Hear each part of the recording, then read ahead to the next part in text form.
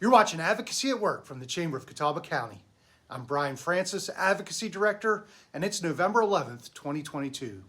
Happy Veterans Day, and thank you to all who have served. Yep, we're back.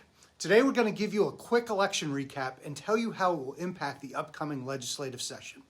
But first, we wanted to pause for a moment to congratulate all our partners across Catawba County on this week's big economic development announcement. Microsoft's $1 billion investment will spur economic activity and contribute to the local tax coffers for years to come. This project is not simple and required community collaboration, and we want to congratulate everyone who made it happen. Now, turning back to the election, congratulations to all the winners, and thank you to everyone who offered themselves for public service. Locally, Randy Eisenhower, Cole Setzer, and Robert Abernathy Jr. will be joining the Board of County Commissioners as Republicans swept the 3 seats on the ballot. For Catawba County School Board, it appears that Michelle Teague, Don Sigmund, Tim Settlemeyer have all won seats on the board. Now, preliminary results indicate that they will be joined by Leslie Barnett, who finished 25 votes ahead of Kathy Kelly, a margin of just 2/100ths of a point.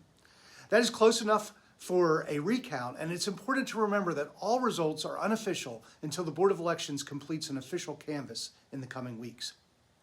Now, turning to the state legislature, there was no suspense in Catawba County as Senator Dean Proctor and Representatives Jay Adams and Mitch Setzer were all unopposed. Statewide, the big question was whether Republicans could win a veto-proof majority, 72 House seats in the House and 30 Senate seats. While they hit that mark in the Senate, they fell 1 seat shy in the House. Now, I'm going to pause for a moment to talk about this idea of a veto-proof majority. Many, particularly in the media, oversimplify this concept. On any given bill that is vetoed, the legislature needs 72 votes in the House and 30 in the Senate to override that veto.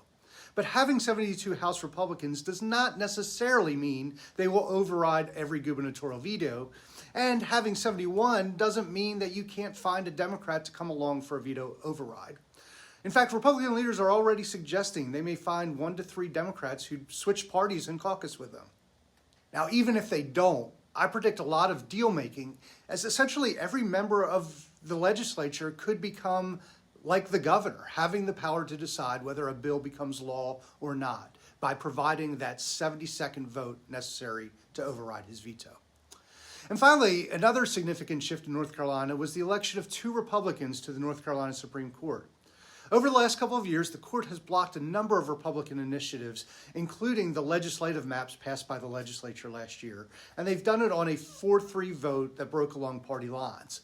With the GOP now having 5 of 7 seats, it's likely the legislature's action is more likely to pass constitutional muster as determined by the Supreme Court. Our weekly legislative updates will return when the legislature does in January.